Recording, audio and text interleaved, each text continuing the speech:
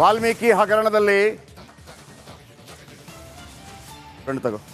ವಾಲ್ಮೀಕಿ ಹಗರಣದಲ್ಲಿ ನಾಗೇಂದ್ರ ಹಾಗೂ ದದ್ದಲ್ ಅವರ ವಿಚಾರಣೆ ನಡೀತಾ ಇದೆ. ಅದಕ್ಕಿಂತ ಹೆಚ್ಚಾಗಿ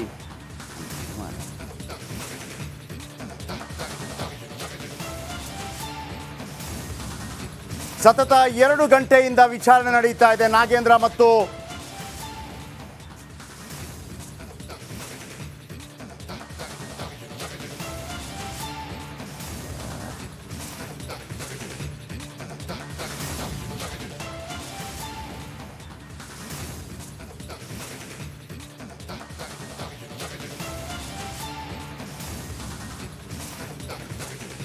ಕನ್ಫ್ಯೂಸ್ ಮಾಡಬೇಕು.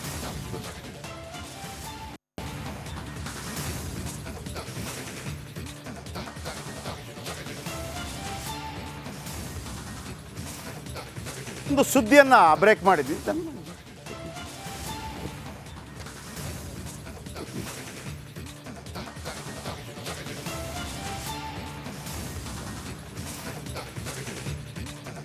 ವೀಕ್ಷಕರೇ, ಸಂಜೆ 6 ಕರ್ನಾಟಕ ಕಾರವಾರ. ನಿಮಗೆ ಗೊತ್ತಿರಲಿ, ಮೇ 24ನೇ ತಾರೀಕು ಮತ್ತು ಮೇ 27ನೇ ತಾರೀಕು. ಮೇ 27ನೇ ತಾರೀಕು ಚಂದ್ರಶೇಖರ್ ಆತ್ಮಹತ್ಯೆ ಮಾಡ್ಕೋತಾರೆ. ಅದಕ್ಕಿಂತ ಮೊದಲು ಮೇ 24ನೇ ತಾರೀಕು ಒಂದು ಮೀಟಿಂಗ್ ನಡೆದಿರುತ್ತೆ. ಆ ಮೀಟಿಂಗ್ನಲ್ಲಿ ಈ ಎಲ್ಲ ವಿಚಾರಗಳ ಬಗ್ಗೆ ಚರ್ಚೆ ಆಗಿರುತ್ತೆ. ಇವತ್ತು ನಾಗೇಂದ್ರ ಮತ್ತು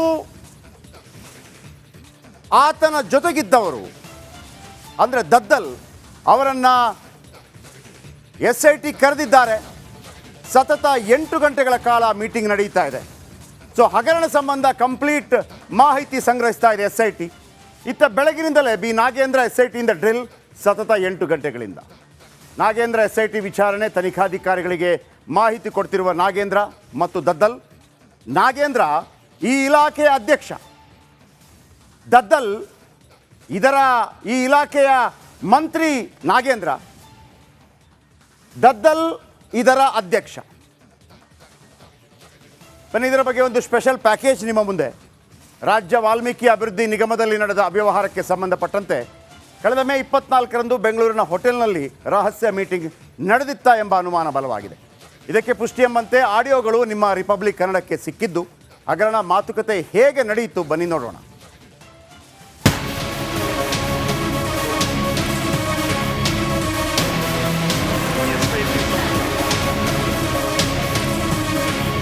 ರಾಜ್ಯ ವಾಲ್ಮೀಕಿ ಅಭಿವೃದ್ಧಿ ನಿಗಮದಲ್ಲಿ ನಡೆದ ಅವ್ಯವಹಾರಕ್ಕೆ ಸಂಬಂಧಿಸಿದಂತೆ ಕಳೆದ ಮೇ 24ರಂದು ಬೆಂಗಳೂರಿನ ಹೋಟೆಲ್ನಲ್ಲಿ ರಹಸ್ಯ ಮೀಟಿಂಗ್ ನಡೆದಿತ್ತ ಎಂಬ ಅನುಮಾನ ಬಲವಾಗಿದ್ದು, ಇದಕ್ಕೆ ಪುಷ್ಟಿ ನೀಡುವಂತೆ 14 ನಿಮಿಷದ ಆಡಿಯೋವೊಂದು ವೈರಲ್ ಆಗಿದೆ. ಪ್ರಕರಣದ ಆರೋಪಿಗಳಾದ ಲೆಕ್ಕ ಪರಿಶೋಧಕ ಪರಶುರಾಮ್ ಮತ್ತು MD ಪದ್ಮನಾಭ ನಡುವಣ ಮಾತುಕತೆಗೆ ಸಂಬಂಧಿಸಿದ್ದು ಎನ್ನಲಾಗ್ತಾ ಇದೆ.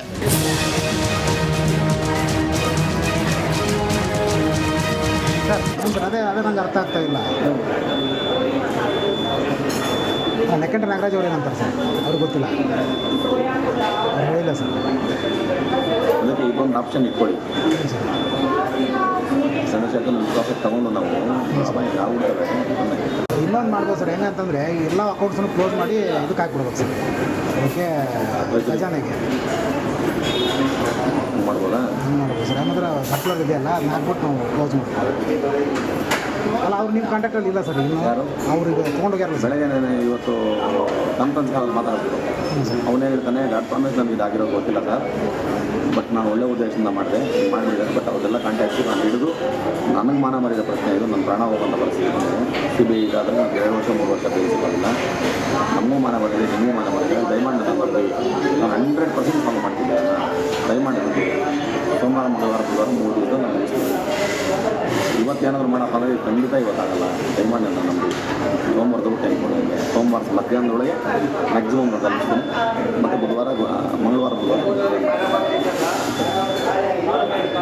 ಕ್ಲಿಯರ್ ಮಾಡಿಬಿಟ್ರೆ ಯಾರಿಗೂ ಸಮಸ್ಯೆನೇ ಇಲ್ಲ ಸರ್. ಕ್ಲಿಯರ್ ಮಾಡಲಿಲ್ಲ ಅಂತಂದರೆ ಇವತ್ತೊಂದು ದಿವಸ ಬೇಕು ಅಂದರೆ ಬೇರೆ ಬ್ಯಾಂಕ್ಗಳದೆಲ್ಲ ಅಲ್ಲಿ ಗಂಗಾಕರಣ ಪೇಮೆಂಟ್ ಲೆಕ್ಕ ಕೊಡ್ತಾ ಇದ್ದೀರಾ ಸರ್? ಅದೇನೋ ಡೌಟ್ ಬಂದಿರುತ್ತೆ ಸರ್ ಅವ್ರಿಗೆ. ಅದೇನೋ ಡೌಟ್ ಬಂದಿರುತ್ತೆ ಸರ್. ಈ ನನ್ನ ಮಕ್ಕಳು ನನಗೆ ಡೌಟ್ ಇತ್ತು ಸರ್ ಅವ್ರ ಮೇಲೆ. ಇವರೆಲ್ಲ ಹಿಂಗೆ ಮಾಡ್ತಾರಲ್ಲ, ಪದೇ ಪದೇ ಎಚ್ಚರಿಸಿದೆ ನಿಮ್ಮನ್ನ. ನೀವೇನ ನೆಕ್ಕಂಟ ನಾಗರಾಜ್ ಅವರು ತುಂಬ ಪ್ರೆಷರ್ ಹಾಕಿದ್ರು ನಿಮ್ಮ ಮೇಲೆ. ಕೊಡೋಣ ಸರ್ ಅಂತ ಅಂದ್ರೆ ಹೊಸ ಅಕೌಂಟ್ ಓಪನ್ ಮಾಡೋಕ್ಕಾಗಲ್ಲ ಸರ್ ಅಂದರೆ ಹ್ಞೂ ಸರ್. ಈ ಅಕೌಂಟ್ ಬೇಕಾದ್ರೆ ಟ್ರಾನ್ಸ್ಫರ್ ಮಾಡ್ಬೋದು ಸರ್ ಅಂತಂದ್ರಲ್ಲ. ಅದೇ ಸರ್ 2 ಅಕೌಂಟ್ ಇದ್ವು. ನಾನು ಹೇಳೋದೇನು ಅಂದರೆ ಯಾವುದನ್ನ ಕೊಟ್ಕೊಳ್ಳಿ ನಮ್ಮ ಪ್ರಕಾರ ಮಾಡಿರ್ತೀವಿ. ನೀವು ಆಫ್ಟರ್ ಗಿವಿಂಗ್ ದಿ ಅಕೌಂಟ್ ಯಾಕೆ ಫಾಲೋ ಅಪ್ ಮಾಡಿಲ್ಲ? ಅಲ್ಲ ಸರ್, ಚಂದ್ರಶೇಖರ್ ನಾನು 10 ಸಲ ಹೇಳಿದ್ದೀನಿ ಕೆಲಸಕ್ಕೆ. ಯಾಕೆ ಮಾಡಿಲ್ಲ ಅವನು? ಸರ್ ಯಾಕೆ ಮಾಡಿ ಅವ್ನು ಒಂದು ಸ್ವಲ್ಪ ಇಶ್ಯೂ ಮಾಡಿ ಹ್ಞೂ ಸರ್. ಇಶ್ಯೂ ಮಾಡಿ ಚಂದ್ರಶೇಖರ್ಗೆ 10 ಸಲ ಬೇಗ ಮಾಡಿಕೊಡಿ.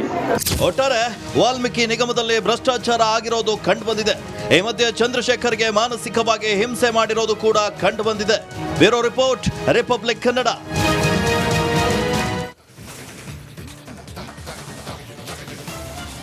ಹದಿನಾಲ್ಕು ನಿಮಿಷಗಳ ಈ ಆಡಿಯೋ ಬಾಂಬ್ ನೋಡಿ ವೀಕ್ಷಕರೇ. ಈ ನಾಗೇಂದ್ರ ಈ ಇಲಾಖೆಯ ಮಂತ್ರಿ ಆಲ್ರೆಡಿ ರಾಜೀನಾಮೆ ಕೊಟ್ಟಿದ್ದಾರೆ. ಅರೆಸ್ಟ್ ಯಾಕಾಗಿರಲಿಲ್ಲ ಅನ್ನುವಂಥ ಮಾತು ಬರ್ತಾ ಇತ್ತು. ಇವತ್ತು 14 ನಿಮಿಷಗಳ ಆಡಿಯೋ ಇದೆಯಲ್ಲ, ಅದರಲ್ಲಿ ಒಂದು ಪದ್ಮನಾಭ್ ಮತ್ತು ಪರಶುರಾಮ್ ಇಬ್ಬರು ಕೂಡ ಮಾತಾಡ್ಕೊಂಡಿದ್ದಾರೆ. ಈ ವಿಡಿಯೋ ಮಾಡಿದ್ಯಾರು?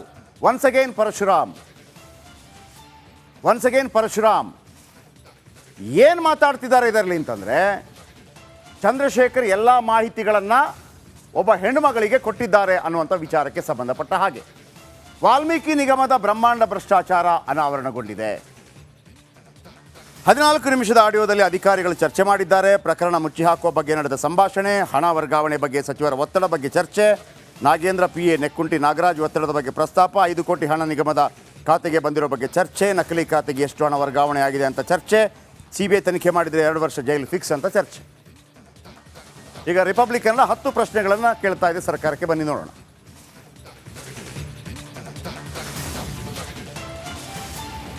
ವಾಲ್ಮೀಕಿ ನಿಗಮದ ಭ್ರಷ್ಟಾಚಾರ ಸರ್ಕಾರಕ್ಕೆ ತಿಳಿದಿತ್ತ?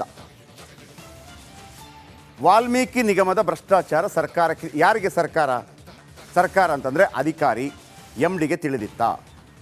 ಎರಡನೇದು, 106 ಕೋಟಿ ಭ್ರಷ್ಟಾಚಾರ ಗೊತ್ತಿದ್ದರೂ ಸುಮ್ಮನಿದ್ದದ್ಯಾಕೆ? ಇದು ಹಗರಣ ಮುಚ್ಚಿ ಹಾಕಲು ನಡೆದಿದ್ದ ಡೀಲ. ಹೋಟೆಲ್ನಲ್ಲಿ ಖುಲ್ಲಾ ಹಣದ ಮಾತುಕತೆ ನಡೆದಿತ್ತು. ಈ ವಿಡಿಯೋ SIT ಬಳಿ ಇದೆಯಾ ಇಲ್ಲವಾ? ಗೊತ್ತಿದ್ರೂ ದದ್ದಲ ವಿಚಾರಣೆ ಇಷ್ಟು ವಿಳಂಬ ಯಾಕೆ? ನಾಗೇಂದ್ರ ವಿಚಾರಣೆಗೆ ಮೀನಾಮೇಷ ಸರಿನಾ? ಮಹಿಳಾ ಅಧಿಕಾರಿಗಳಿಗೆ ಮಾಹಿತಿ ನೀಡಿದ್ದ ಚಂದ್ರಶೇಖರ್.